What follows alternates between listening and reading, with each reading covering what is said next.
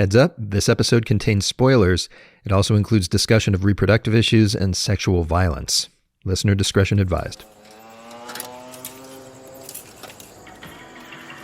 It's evening in a city in the African country of Chad, and a single mother named Amina has had a long day.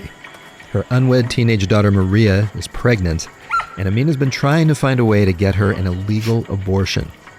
No one's been much help. A local doctor, the imam at her mosque, even the guy who wants to marry her. Amina's puffing on a much-needed cigarette when her daughter catches her. Maman, tu fumes? You smoke? She says. Oui. Je veux plus me cacher. Yes, Amina says. I don't want to hide anymore. After which, slowly at first, and then with abandon, she starts happily dancing. All by herself.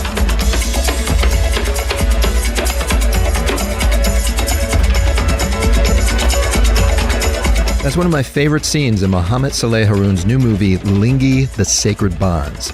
And I love it because it captures what's amazing about the film and all Haroun's films. Here's this tough, complicated society, and here's this tough, complicated person trying to transcend it.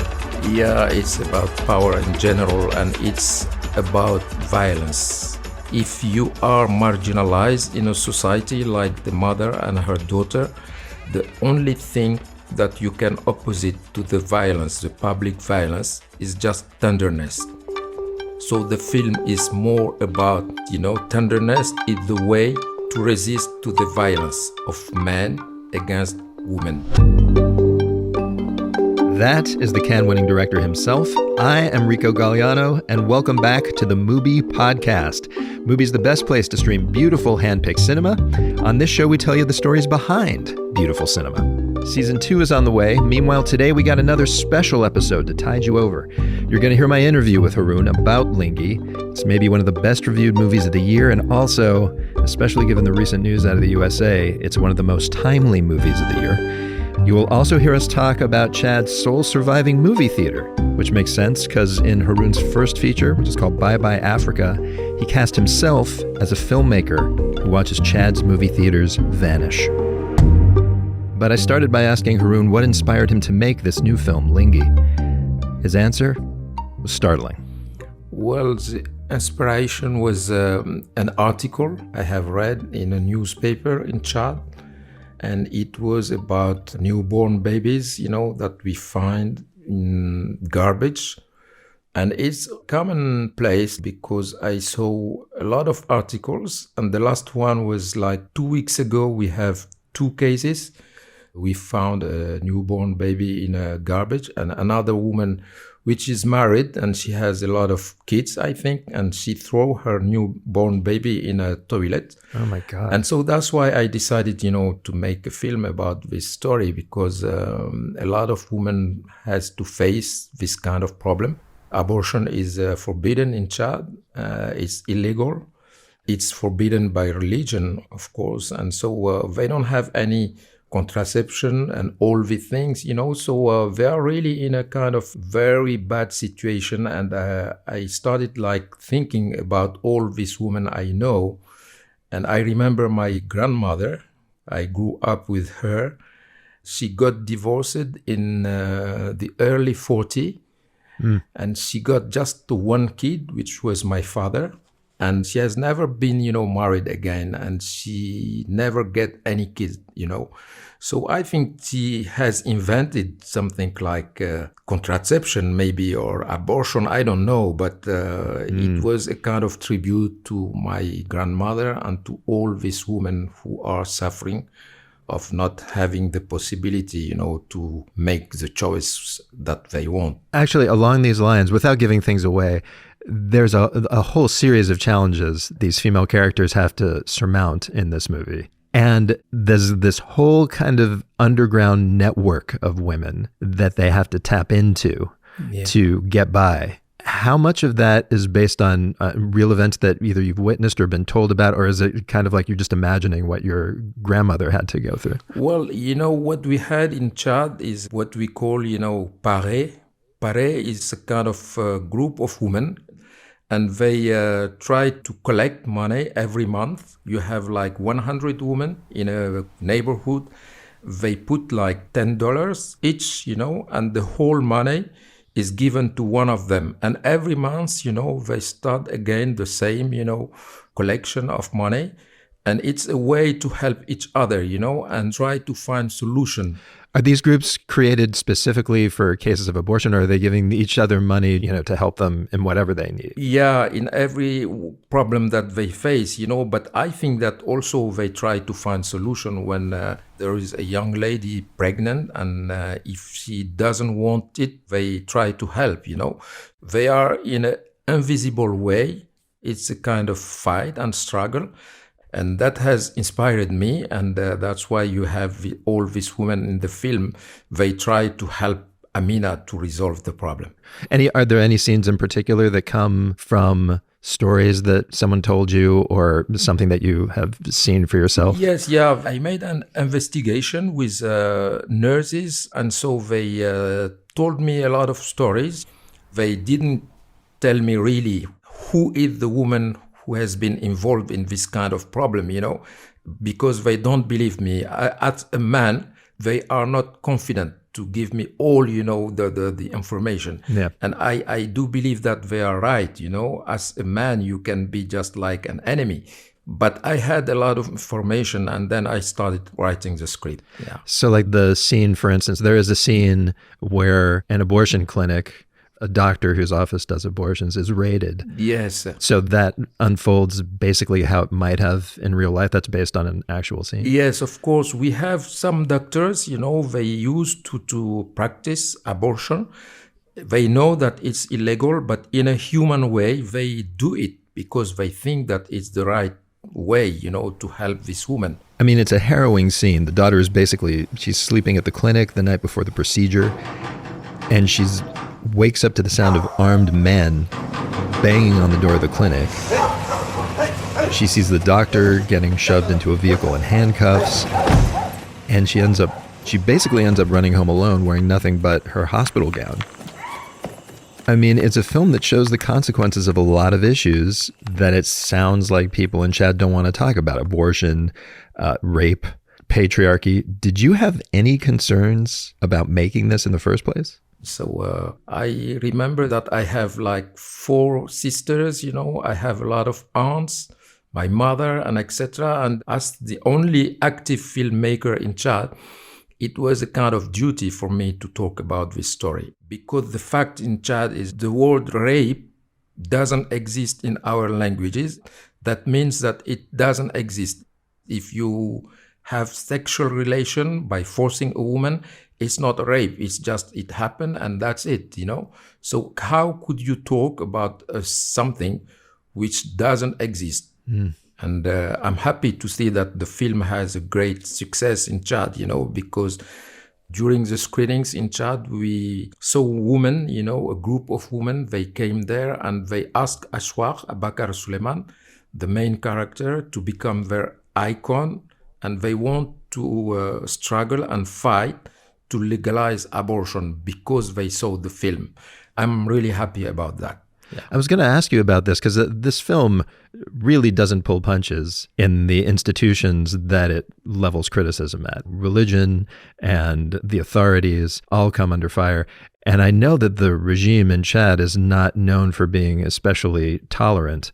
How are you even screening this film? Like, where is it even being shown? Well, the film has been shown in, we have just only one cinema theater. And because of the COVID, it's closed now. So we did it at the French Institute. And we did also, screenings in several places, like in associations and etc.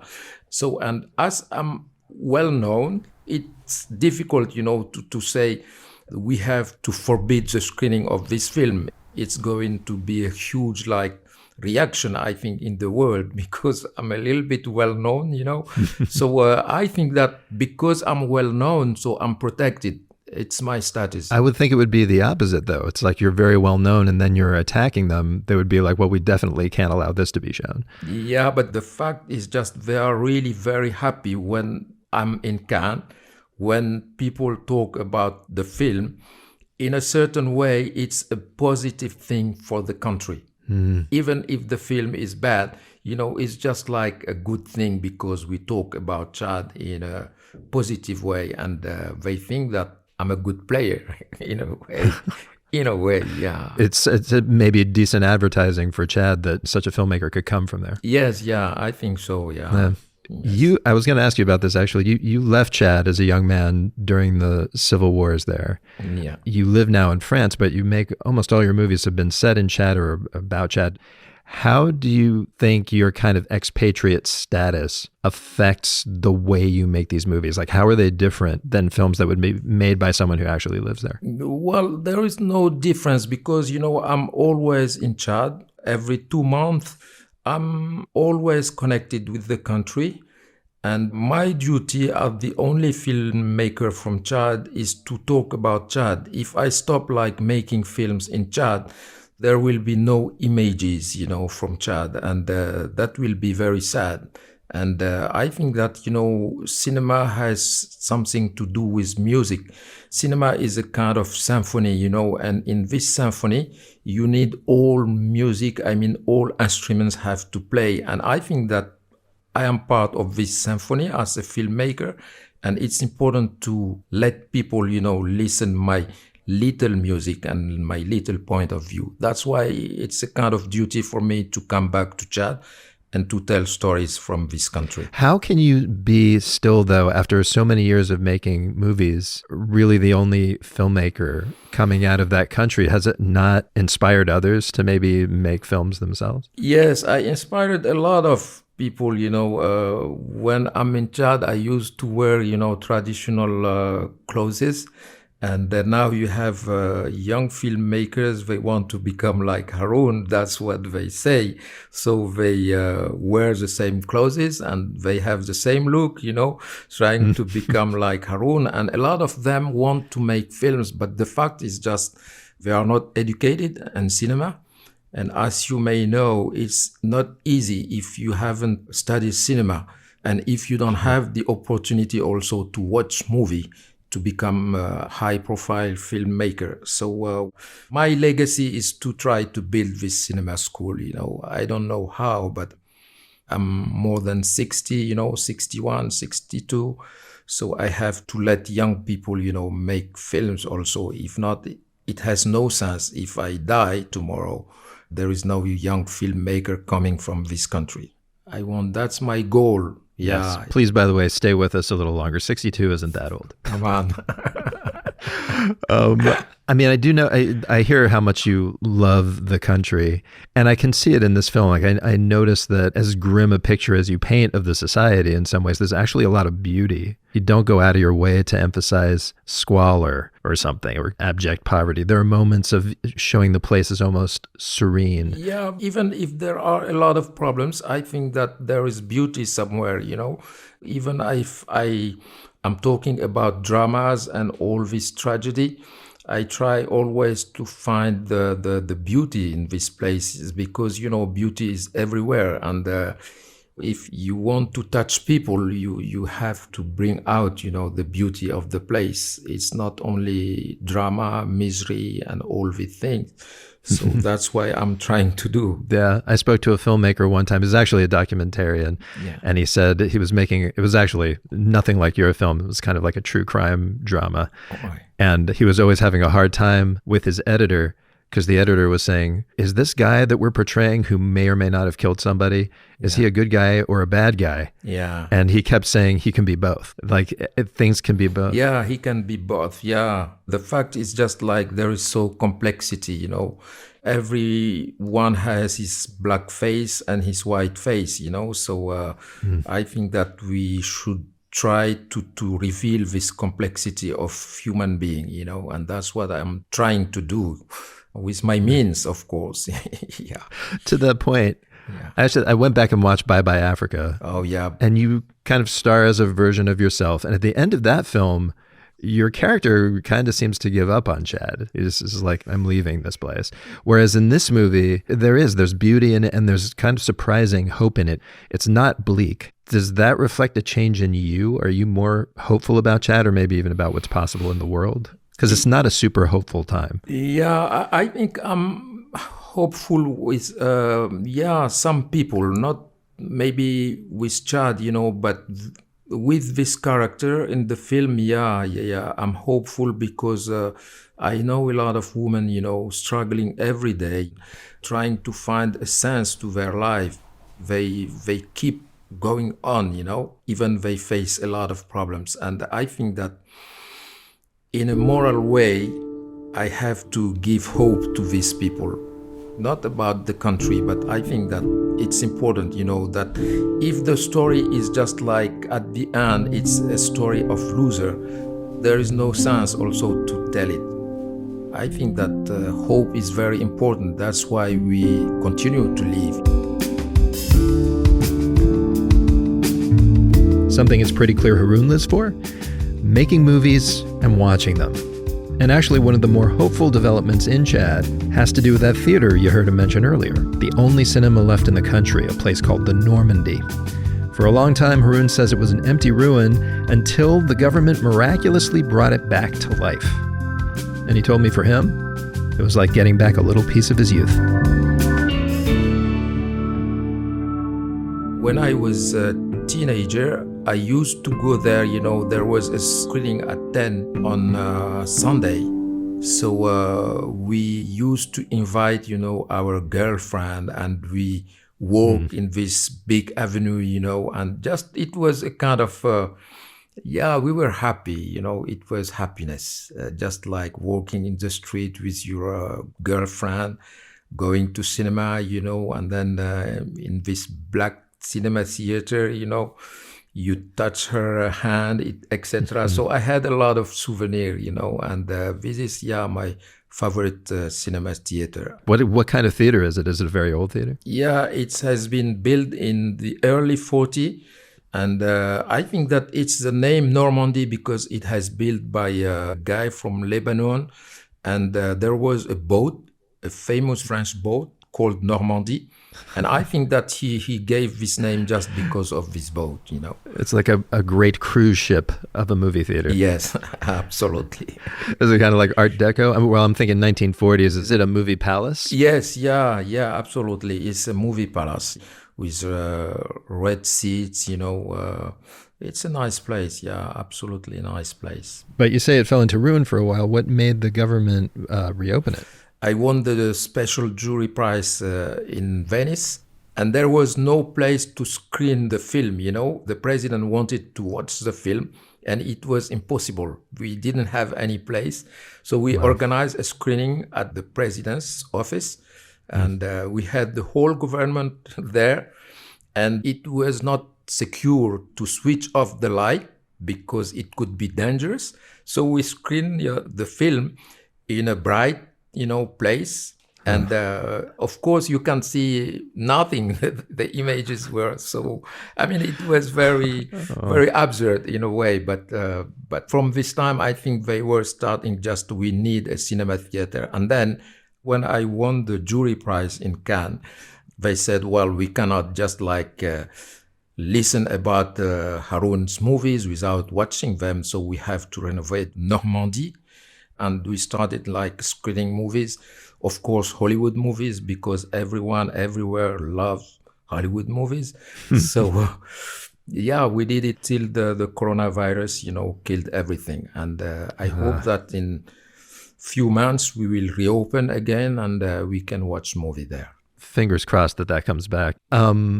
Different cultures, they have different cinema culture. Like in some European theaters, they have, an intermission where you go out and you grab a beer halfway through the movie. Is there anything very specific to movie going in Chad? Yes, yeah. When we had cinema theaters, we used to have people, selling sandwiches, coca, etc.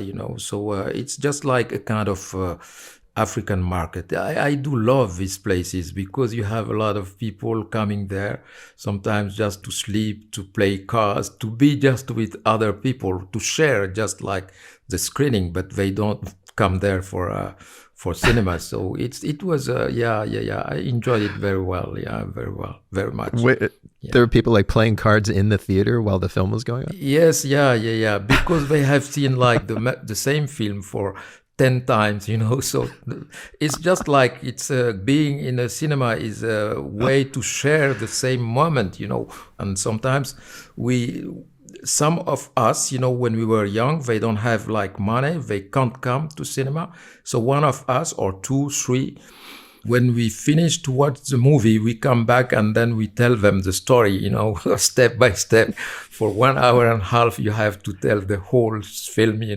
So it's, it was a good experience of loving cinema, yeah. You think that's how you became a filmmaker? You got good at telling stories, I bet. Yes, that's how that's how I learned, We analyze by telling the story of the film. We analyze at the same time, the script of the film. Telling the story of the film to the others, you can discover at this step the script's not really right. It's a little bit like weak. Yeah, it's weaknesses. Yes, yeah. So we learned a lot, yeah. It was a kind of school,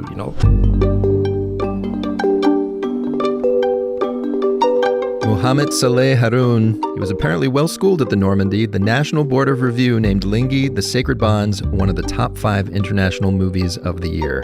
It's streaming on MUBI in the US, UK, and many other countries as we speak.